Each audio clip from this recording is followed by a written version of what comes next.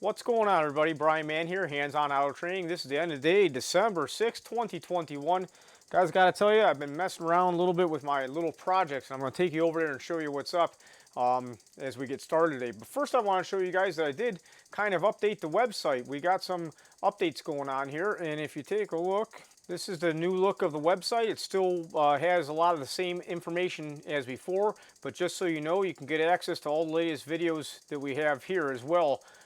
These are our YouTube videos, but also resources and links is where you have to go to get some of the good stuff like the calibration lookup chart.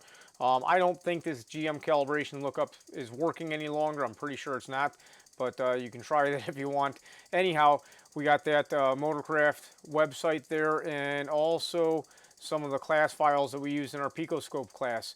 So just so you know, that information's there, and like I said, it's a new hands-on auto training website. You can get to our online course material here as well. So with that being said, let's go ahead over to the bench. And for those of you that have been coming to the premium meetings, you know we've been messing around with the 555 timer, which is that guy down in there.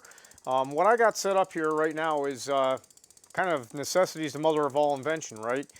This snap-on scope I'm just using to measure this injector here. We're on the control side of that injector, and just so you know, we do have 13.5 volts coming from our power supply here.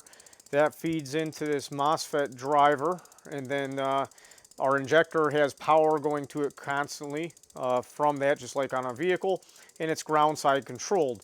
But off that power and ground, we do have this 5-volt regulator we're using to basically power up our breadboard, and we have this 555 timer that's running here. Now, I've been messing around with this for quite a while, and I ended up going with a NAND gate to solve my issue. The issue I'm having is that the 555 timer I got set up to pulse 3 milliseconds low, and then however long, depending on how we have this set up.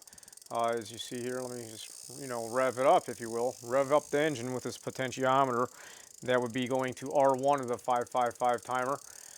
But I guess what I was getting at is I have to run this signal, that's the yellow signal. It comes out of the 555 timer, goes into the NAND gate.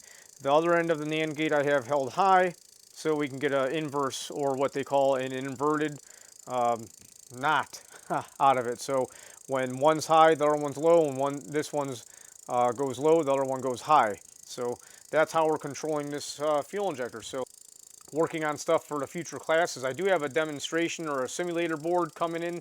It should be in hopefully by Wednesday, because I got a lot of classes and stuff coming up. But let's get on to today's vehicles. Today started out with a 2007 Chevy Tahoe that I was told was a no crank, no start, no communication. And when I got there, of course, I hit the key, fired right up. So I spent a lot of time just monkeying around trying to figure out what was going on there. It's really hard to diagnose a vehicle when it's not broken. But I did check a lot of different places for wiring rubbed through, wiggled a lot of different connectors and stuff like that all over the place. I was really expecting a module taking out the CAN bus or a bad ground. What I did find is that this one code kept on coming back in a fuel pump control module for ignition 1 circuit voltage low, and I found out that it has a lot of spread terminals on this vehicle. Alright, keep an eye on this ignition 1 signal.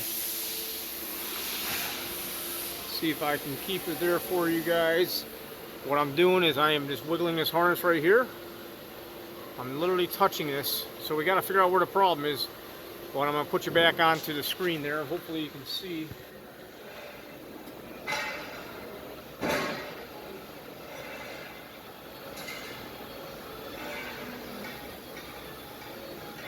I'm just touching this. I'm putting a little bit of upward pressure on the back side of this connector, kind of tweaking it, and that's where we're at, 0 volts there. Now I'm thinking as I'm talking to you, the problem I have here is that this is not going to cause a communication problem. As you see, we're not losing communication, but we are losing that voltage. So I got to try and investigate. I think it's going to be this pink one right here. Go ahead and give it a good old-fashioned tug this way and see if anything changes, and then we'll probably have to open up this connector and see what's going on. Okay, so I went ahead and took out the plastic spacer retainer, put that on the floor so I can go ahead and pop out a terminal. Look at these terminals. We got a spread one right there. That's definitely spread. This one's spread. that one spread.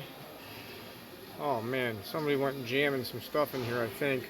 This is our problem circuit right here. You can see that thing is spread out. Somebody's been poking around probably with a test light or something at one time, and they spread these out. So I tightened those back up.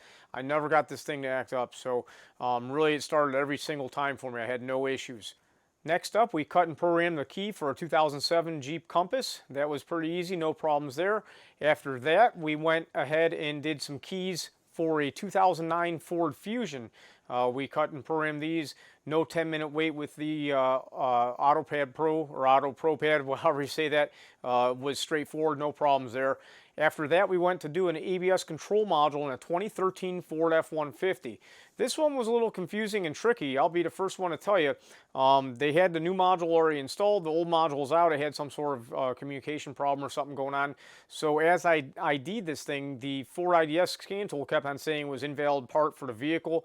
I actually went online, checked around, made sure we had the right part number. It all seemed legit. But once I got the as-built data downloaded, I went to as-built page and then went back into PMI. The job went through no problem. So guys, that was my day.